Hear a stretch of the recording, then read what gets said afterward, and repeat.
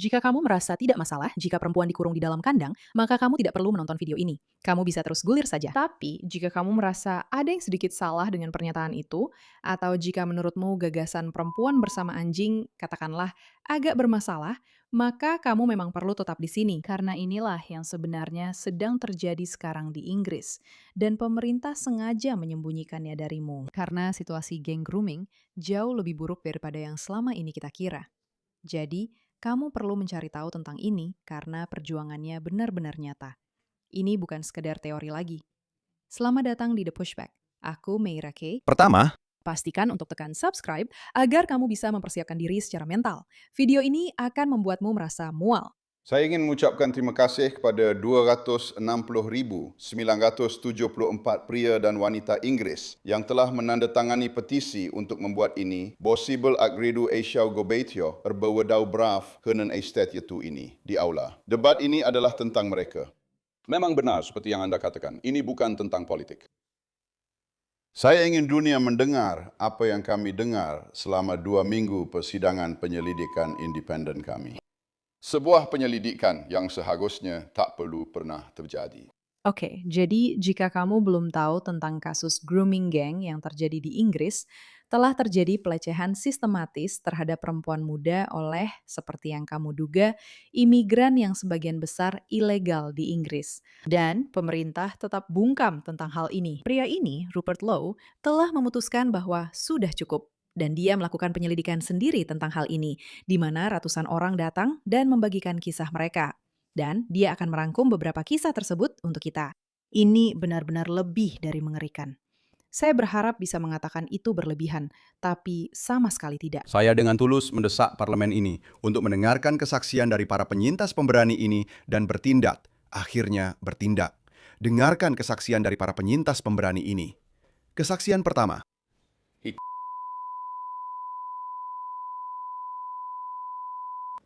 Jadi mereka pun memulai. Mereka membawa sebotol Jack Daniels yang sekarang sudah kosong dan mereka menuangkannya ke tubuh saya.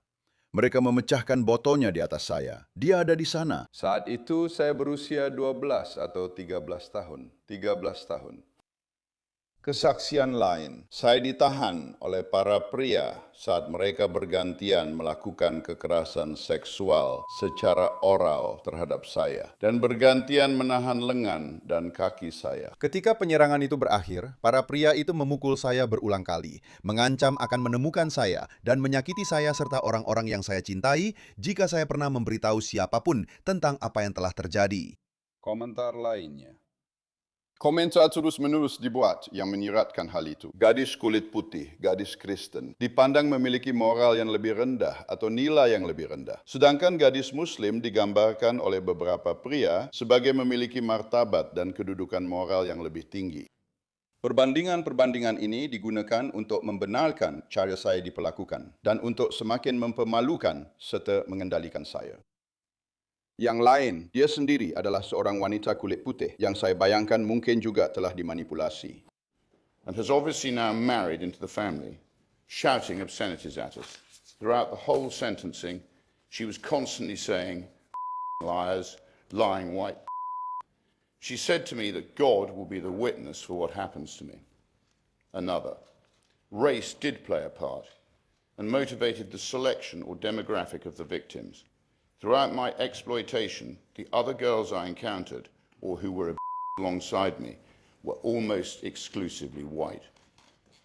Another, she had a baby by him, and his dad was an imam.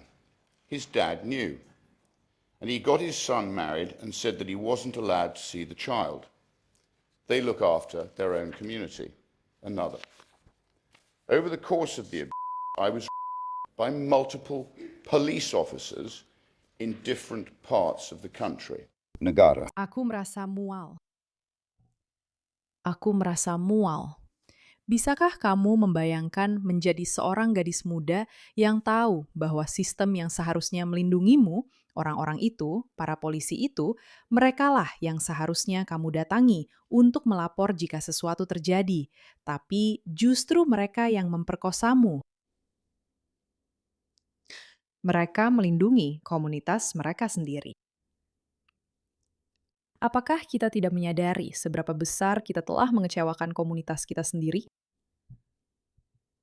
Dan bagaimana mereka menyaksikan ini dan mereka juga melihat keheningan di sekitar cerita ini, bahwa jika bukan karena X, kita tidak akan pernah tahu tentang hal ini.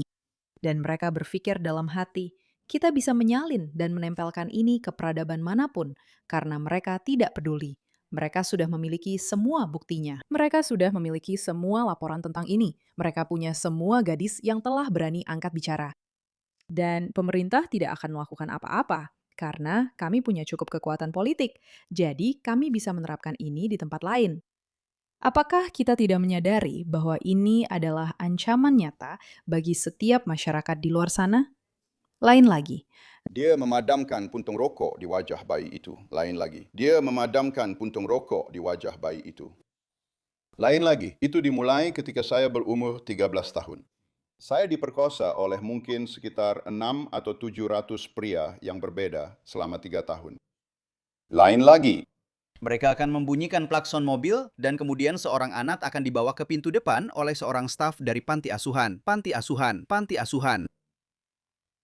Saya berdarah dari vagina dan anus saya, dan saya sangat bengkak sampai tidak bisa duduk. Saya memberitahu staf rumah sakit bahwa minuman saya telah dicampur sesuatu dan saya tidak tahu apa yang terjadi karena saya terlalu takut untuk mengatakan yang sebenarnya. Mereka tidak menanyakan apapun. Mereka memberi saya tablet dan memulangkan saya. Saya berusia 15 tahun. saya berusia 15 tahun. Bagaimana mungkin mereka tidak menanyakan apapun? Lagi satu.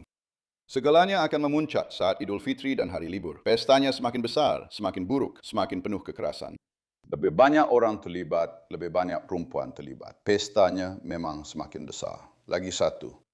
Pertentangan utama yang saya alami dengan sisi agamanya adalah saya tumbuh sebagai seorang Kristen. Saya biasa memakai salib saya karena itu sangat istimewa bagi saya. Tapi itu justru digunakan sebagai cara untuk meruntuhkan saya. Mereka berkata, "Di mana Tuhanmu sekarang? Apakah Tuhanmu telah meninggalkanmu?" Lagi, di setiap rumah yang saya datangi, yang ada hanyalah gadis-gadis kulit putih. Saya ingat seorang pria membuka bagian belakang van, dan saya melihat 15-20 gadis dikurung di kandang anjing.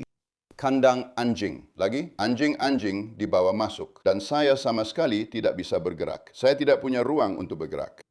Saya rasa hal yang paling menakutkan adalah tidak punya gambaran sama sekali tentang itu. Ada pria-pria di sekitar saya, tidak merasa ngeri, tidak jijik, tidak membantu, tapi merekam dan tertawa. Mereka bertaruh, apakah anjing itu benar-benar bisa meniduri saya atau tidak? Dan ya, saya memang ditiduri anjing. Pria itu hanya memegang wajah saya, menatap mata saya langsung, dan dia ingin melihat saya hancur, dan dia berhasil. Dan yang lain, saya hanya ingin ini berhenti dan tidak terjadi pada anak-anak lain. Dan agar orang-orang benar-benar bertindak, melakukan sesuatu dan berhenti merasa takut. Begitu takut. Saya bisa terus berbicara selama berjam-jam.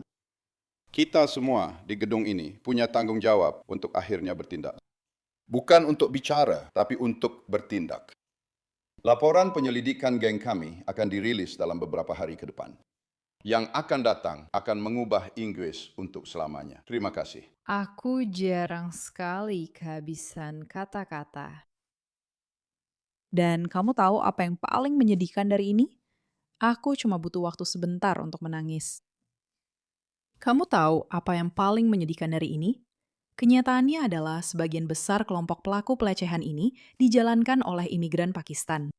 Sederhana, mudah, tapi kamu tidak bisa mengatakannya. Jika kamu berani mengatakannya, jika kamu benar-benar berani mengatakannya, kamu akan dilarang sebagai seorang Islamofobia. Dan mereka bahkan di parlemen secara harfiah mengklaim bahwa mengatakan apapun tentang kelompok pelaku pelecehan membuatmu Islamofobia. Mari kita tonton ini sebentar.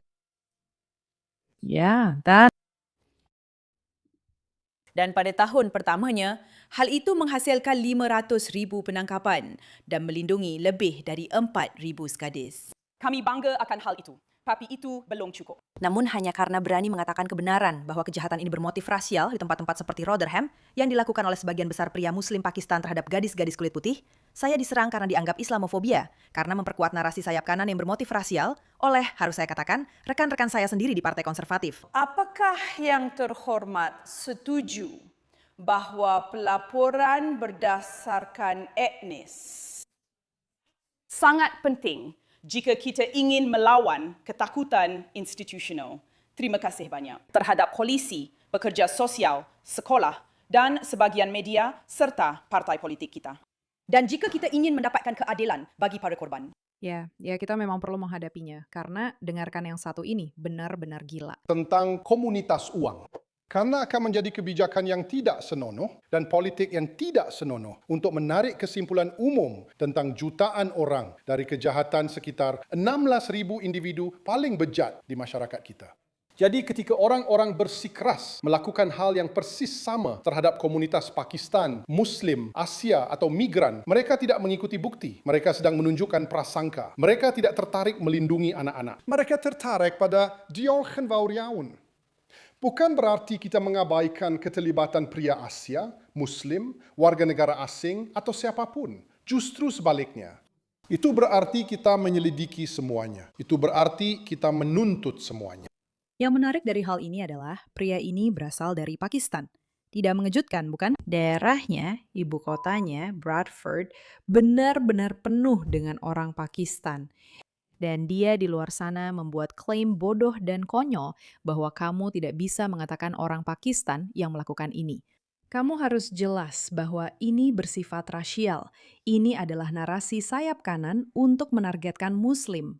Muslim. Itu benar-benar gila. Lihat ini. Ini adalah rekaman nyata seorang gadis yang ditarik dari jalanan.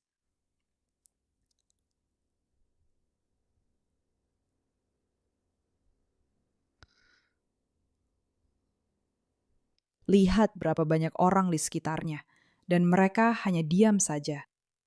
Ini adalah masalah. Masalah dengan masuknya imigran, masalah di mana masyarakat takut untuk melindungi gadis-gadis mereka. Dan tidak ada indikator yang lebih besar dari masalah ini, selain fakta bahwa ada kisah yang begitu gila dan luar biasa. Ada ribuan kesaksian yang benar-benar membuat mual, masing-masing dari mereka secara individu. Dan ini seolah-olah disapu ke bawah karpet. Karena jika kamu membicarakannya, kamu akan terdengar seperti seorang rasis. Ini tidak bisa dibiarkan terus terjadi. Semua ini tidak bisa dibiarkan terus terjadi. Ini benar-benar tidak bisa dibiarkan. Terima kasih atas perhatian Anda terhadap masalah ini.